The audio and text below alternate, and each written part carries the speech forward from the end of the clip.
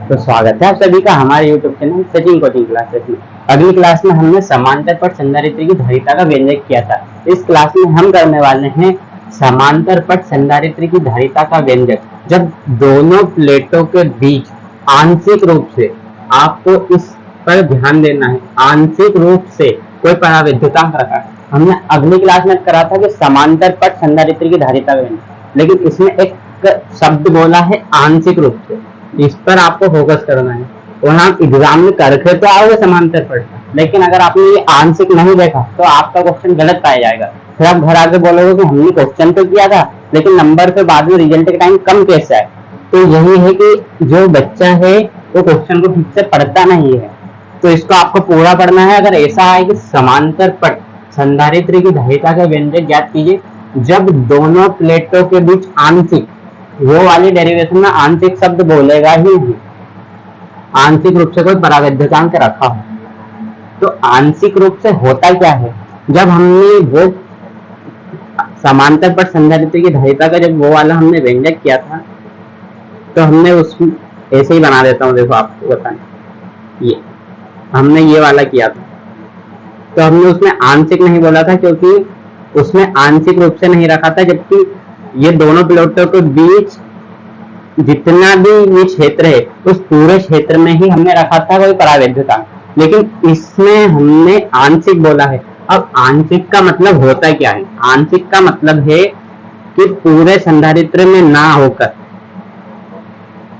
पूरे संधारित्र में ना होकर अल्पसंख्यक जगह पर, अल्प जगह पर, अल्प जगह मतलब थोड़ी जगह पर, मतलब ये सिर्फ इतनी जगह पर हम कोई पदार्थ रखेंगे और बाकी जो जगह है उसमें कुछ भी नहीं रहेंगे, उसमें वायु रहने देंगे। तो वही हम करेंगे।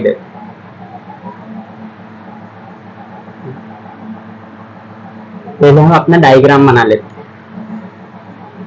समांतर पट संधारित्र की धारिता में हमें धारिता मतलब संधारित्र, अब संधारित्र को हम दर्शाते हैं एस।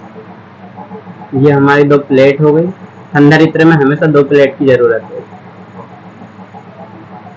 ये हो गई हमारी दो प्लेट,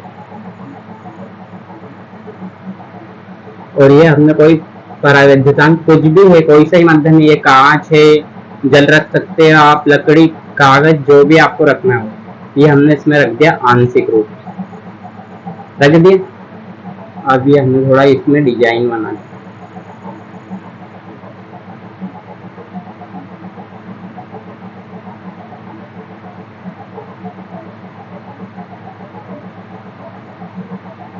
थोड़ा डिजाइन यहाँ बना दिया, थोड़ा इधर बना दिया।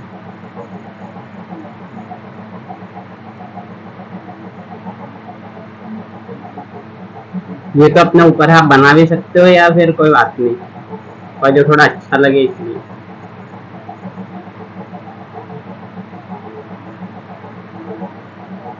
घर पे आप ईंट का भी बना सकते हो, लेकिन उसको प्लास्टर क्यों करते हैं? ताकि थोड़ा अच्छा लगे।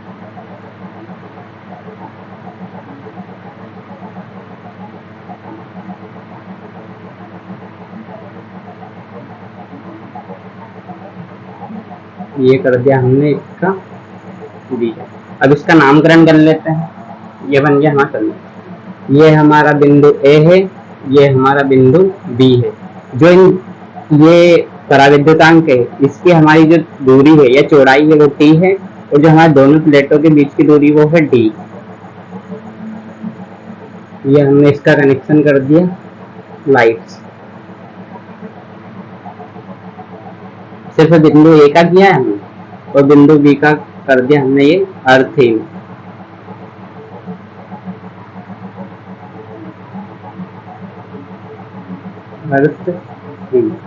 अर्थिंग करने के बाद अब हम बिंदु ए को देंगे प्लस क्यू आवेश। तो आपको पता है इस प्लेट पर प्लस क्यू आवेश उत्पन्न हो जाएगा। ये हो गया प्लस क्यू आवेश उत्पन्न। अब आपको मैंने बताया था कि प्रेरण की क्रिया होती है। अब प्रेरण की क्रिया द्वारा यहाँ पर तो हमारा माइनस आवेश उत्पन्न हो जाएगा, और यहाँ पर प्लस।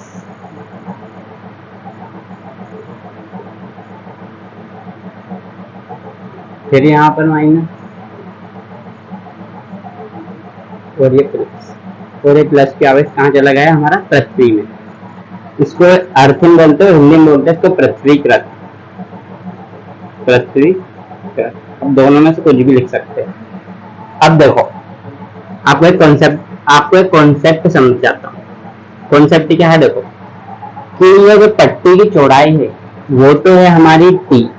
मान लो ये जो पूरी इतनी है, इसकी चौड़ाई तो है टी, और जो बाकी है मान लो ये एक प्लेट इधर एक प्लेट इधर, इसकी जो पूरी दूरी है ये डी। अब आपको पता है शेष भाग में कुछ भी नहीं रखा हमने, माना शेष भाग में वायु है, इस शेष भाग में क्या है? वायु, क्योंकि शेष भाग खाली है और वहां पर है वायु। तो जब इसकी पूरी की जो दूरी है दोनों प्लेटों की वो तो डी है और पट्टी की टी है, तो जब हम वायु को निकालेंगे तो वायु तो इस पट्टी में तो नहीं रहेगी, मतलब इस परावैद्युतांक में तो नहीं रहेगी। ये मान लो परावैद्युतांक के लिखते हैं। तो जो हमारी दोनों प्लेटों की दूरी है वो डी है, उसमें से हम जो हमारी पट्टी की चौड़ाई है उसको हम हटा देंगे, तो हमारी वायु की दूरी क्या हो जाएगी? D minus T. अब हमने इसको भी हटाया क्योंकि हमारे परावैद्युतांक में वायु नहीं है, वायु सिर्फ ये अन्य भागों में है ये। ठीक है, अब हम इसकी थ्योरी लिखेंगे। तो थ्योरी लिखना बहुत कठिन नहीं है, वो बहुत सरल है, वो हम उसमें से ही लिखेंगे। उसमें से क्या लिखेंगे? सब इसमें से देखकर ही लिखना। देखो मैं बताता हूँ, लिखो कि माना ए और बी दो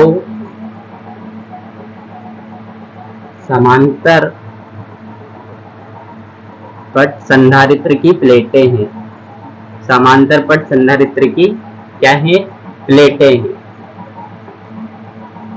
अब जब हमने प्लेट की चर्चा कर ली तो अब उनकी दूरी की चर्चा कर लेते हैं कि दोनों के बीच की दूरी।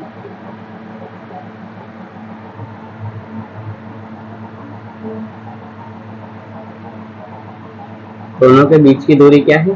डी है। दोनों के बीच की दूरी डी है। दोनों के बीच की दूरी डी हो गई, और हम लिखेंगे कि के एक परावैद्युतांक है। क्या है? परावैद्युतांक। एक परावैद्युतांक है जिसके बीच की दूरी, जिसकी चौड़ाई लिख देते हैं, इसकी चौड़ाई, इसकी चौड़ाई क्या है? हमारी टी है। इतना लिखने के बाद अब हम जो हर डेरिवेशन में लिखते हैं संधारित्र में वही लिखेंगे कि बिंदु ए को, बिंदु ए या प्लेट ए को, प्लेट ए को प्लस क्यू आवेश देने पर प्लेट बी के समीप, प्लेट बी के समीपवर्ती तल पर कौन सा आवेश? माइनस क्यू आवेश, तथा दूरवर्ती तल पर देखो ये समीपवर्ती पर माइनस हो गया, दूरवर्ती पर कौन सा आवेश? प्लस आवेश। दूरवर्ती तल पर प्लस क्यू आवेश कौन सी क्रिया द्वारा? प्रेरण की क्रिया द्वारा। प्रेरण की क्रिया द्वारा क्या हो जाता है? प्रेरित हो जाता है। प्रेरित हो जाता है। इतना लिखने के बाद, प्रेरित हो जाता है, इतना लिखने के बाद हम लिखेंगे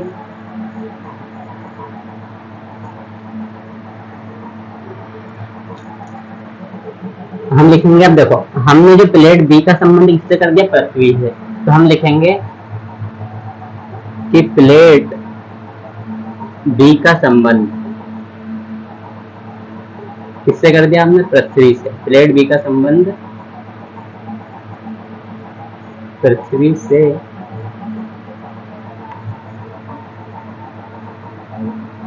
कर दिया, जिससे जो प्लस क्यू आवेश है कहाँ चला गया, पृथ्वी।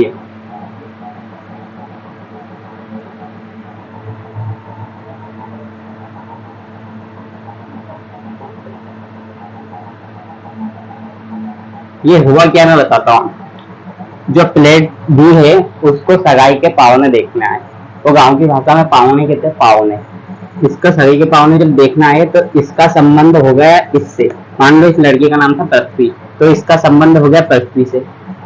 अब जो भी इसके पास पैसे थे, मनी थे, वो सब उसने उसके रिचार्ज में खर्च कर दिए। तो इसके पास जो भी प्लस के आवेश था, जो भी था, जितने भी पैसे थे, सब चले गए कहाँ पर, पृथ्वी में। मतलब सब जितने भी पैसे थे सब उसके कहाँ चले गए, पृथ्वी में। आगे समझ में, पृथ्वी में चला गया। ये एक ट्रिक है, ट्रिक मान लो, ट्रिक। पृथ्वी में चला गया। अब मैंने आपको बताया था, वो भी लिख दो, जो जो दिखे सब लिख दो, कि वायु युक्त भाग की चौड़ाई लिख दो या लंबाई लिख दो। क्या बताई थी मैंने आपको, d माइनस टी, मतलब पूरे की तो d है और जो हमारी पट्टी की चौड़ाई है t है, तो हम पूरी प्लेट की चौड़ाई में से हमारी पट्टी की चौड़ाई को हम घटा देंगे, तो बचेगी हमारी वायु की चौड़ाई d माइनस टी। मान लो, देखो मैं बताऊं, ये कोई सा एक तार, वो है हमारा, पूरा है हमारा इतना 100 सेंटीमीटर का पूरा, जिसमें से हमने इतने भाग को काट लिया और इतना भाग था हमारा, मान लो 25 था, 25। तो हम अब बताएंगे कि जो बाकी के भाग बचे हैं उनकी कितनी चौड़ाई रहेगी। तो हम वही तो करेंगे कि पूरा तो था हमारा 100, जिसमें से ये वाला भाग खत्म, 25 खत्म, ठीक है, तो वही तो बोलेंगे हम कि 75 है। आगे समझ, ऐसा ही है। अब आते हैं हमारी डेरिवेशन पे। देखो, हमने जो अगली समांतर प्लेट करा था, उस हम लिखेंगे कि प्लेट ए पर आवेश का पृष्ठ घनत्व, आवेश का पृष्ठ घनत्व क्या है, प्लस सिग्मा, तथा प्लेट बी पर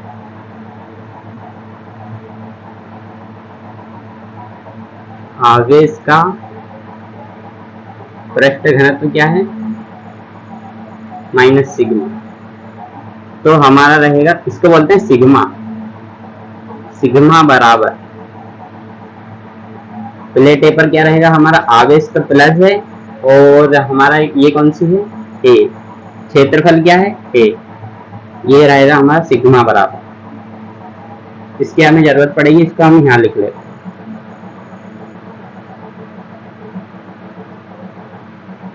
अब देखो,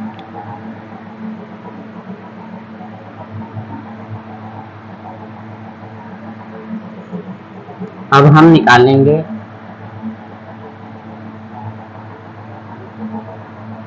वायु युक्त भाग, किसकी, वायु युक्त भाग की विद्युत क्षेत्र की तीव्रता, विद्युत क्षेत्र की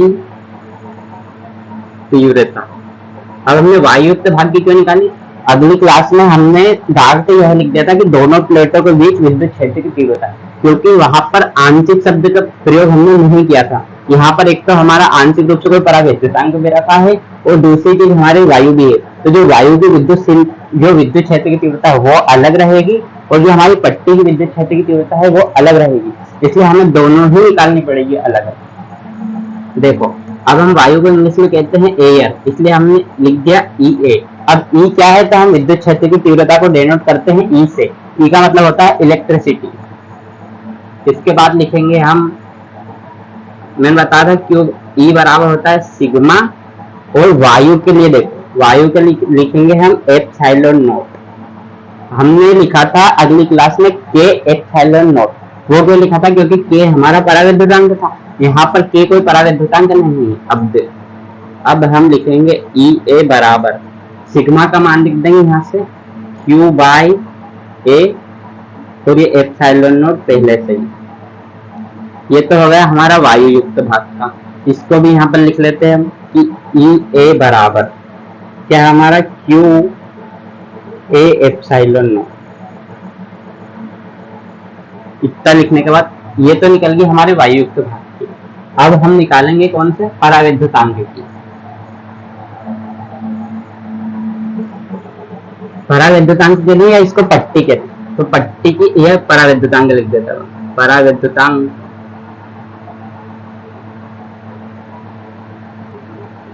भाग की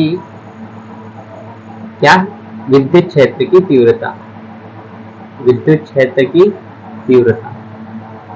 अब हमारा परावैद्युतांक के है इसलिए हम इसको लिख देंगे ई के। वही सिग्मा, इसमें ध्यान रखना आपको आएगा के एप्सिलॉन नॉट। जहां पर एप्सिलॉन नॉट क्या है आपकी वायु या निर्वात, तो ये के तो निर्वात ही है हमारा परावैद्युतांक। तो वायु या निर्वात की विद्युतशीलता ये तो दोनों में भी रहेगी, क्योंकि ये तो वायु की विद्युतशीलता है और ये वायु या निर्वात की विद्युतशीलता है क्या है एप्सिलॉन नॉट। तो वो तो दोनों में आई, लेकिन इसमें एक चीज बढ़ जाएगी वो है आपकी के। अब के क्यों आएगी, क्योंकि के हमारा परावैद्युतांक है। अब देखो अब लिखेंगे हम ई के बराबर सिग्मा की जगह लिख देंगे हम क्यू बाई ए।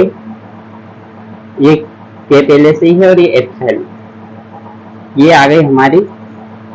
इसको भी लिख लेते हैं, इसको हम यहाँ पर लिख लेते हैं कि ई के बराबर क्यू बाई ए के एप्सिलॉन नॉट। ये हो गए हमारी पट्टी वाले भाग। क्या हो गए विद्युत क्षेत्र। अब हमने विद्युत क्षेत्र की तीव्रता निकाल ली। जब हमें धारिता में जरूरत किसकी रहती है, धारिता का सूत्र होता है हमारा C बराबर क्यू बाई वी।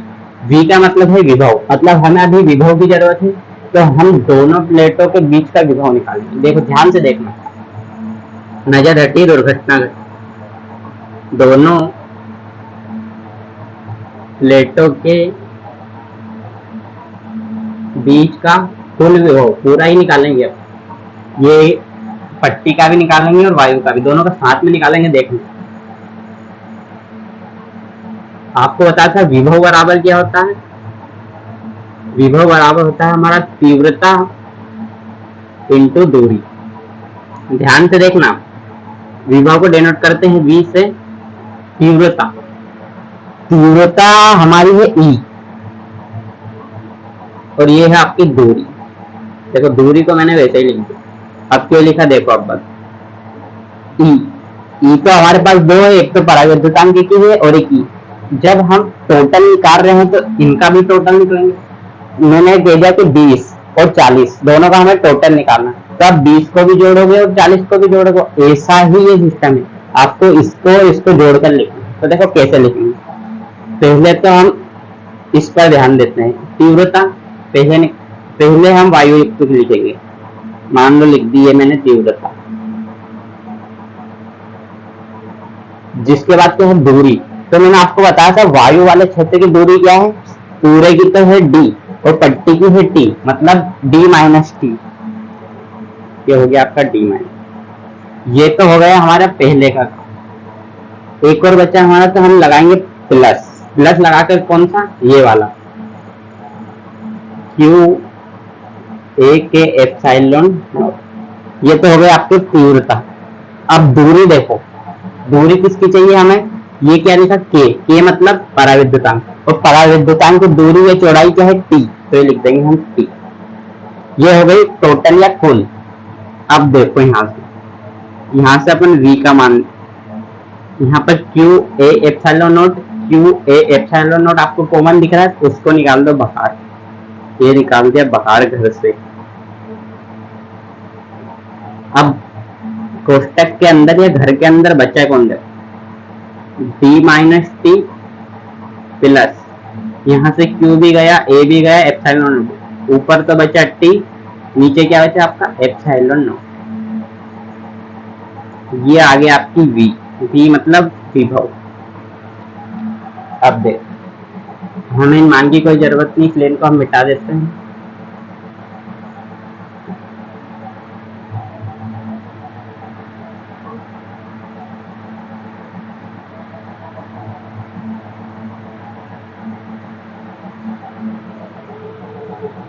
हो गया। अब देखो, अब लिखेंगे हम धारिता, संधारित्र की कुल धारिता, संधारित्र की धारिता। धारिता का सूत्र बता था आपको, C बराबर होता है Q बाई V। तो C बराबर Q तो वैसा का वैसा, और V की जगह पर हम ये V का मान यहाँ से उठाकर ये रख देंगे। तो क्या लिखेंगे हम, Q, इसके बारे में A एप्सिलॉन नॉट, ब्रैकेट के अंदर हो जाएगा आपका D minus T plus T, और बाई में हो जाएगा आपका एप्सिलॉन नॉट। सॉरी कुछ तो गड़बड़ किया है दया, कुछ तो गड़बड़ किया। यहाँ पर एप्सिलॉन नॉट नहीं आएगा, यहाँ पर आएगा आपका K। क्यों आएगा मैं आपको बता, हमारा वो जो सूत्र था वो ऐसा था,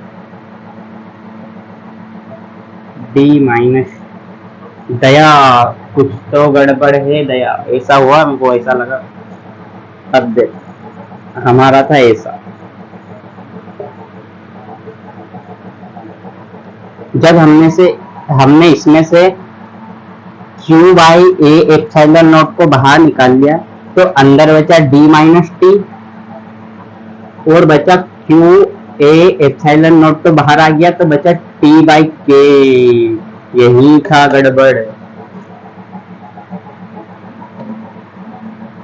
कोई बड़े बड़े शहरों में छोटी मोटी गलतियां होती रहती, गलती इंसान से होती है, जो गलती ना करे वो तो भगवान होता है। देखो, इतना लिखने के बाद इसको मिटा दो, यहाँ पर क्या आएगा आपका K, यह आ गया आपका K। अब देख, ये Q से Q तो खत्म। अब देख, इसके बट्टे में ये, अब मैंने बताया था कि बट्टे का बटा होता है तो वो पलट जाता है, तो ये चला गया ऊपर।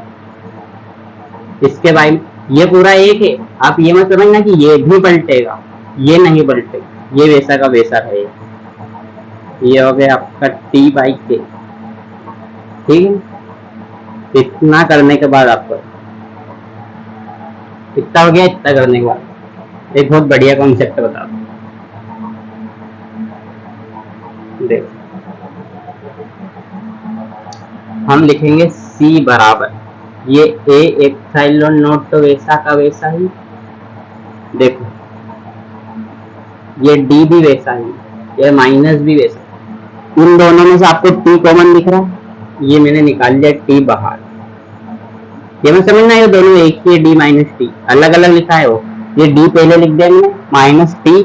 जब यहाँ से हमने T को कॉमन ले लिया तो हमें क्या बचा, 1 माइनस प्लस, तो यहाँ आएगा माइनस, T निकाल लिया, ये 1। आप समझाते हो आपको, देखो ये D वैसा का वैसा, जब हम T का अंदर मल्टीप्लाई करेंगे तो माइनस T का 1 में करेंगे तो माइनस T, ये हो जाएगा माइनस माइनस प्लस, और ये T का गुना 1 में होगा तो T, और एक K वैसा का वैसा, इसलिए ऐसा। तो इतना करने के बाद ये हो गया यहाँ डेरिवेशन, इसको लिख सकते हैं हम फेरेड। लेकिन इसके बाद हमारा क्या है, तो हम लिखेंगे वायु या निर्वात, वायु या निर्वात में K का मान क्या होता है, 1। हमेशा अगर आपको ऑब्जेक्टिव में 1 नंबर का ये भी पूछते ना कि वायु या निर्वात में K का मान क्या होता है, तो आपको हमेशा 1 लिखना है। तो हम लिखेंगे C बराबर A epsilon not by D minus T, लिख दिया 1 माइनस 1, और ये K की जगह क्या लिखेंगे, 1। अब देखो, जब हमने यहाँ पर 1 लिख दिया तो 1 में 1 का अपन जो डिवाइड करेंगे या भाग देंगे तो 1 ही आएगा, तो मान लो ये तो 1 हो गया, ये प्लस ये माइनस, 1 से 1 कैंसिल, मतलब यहाँ बचा 0।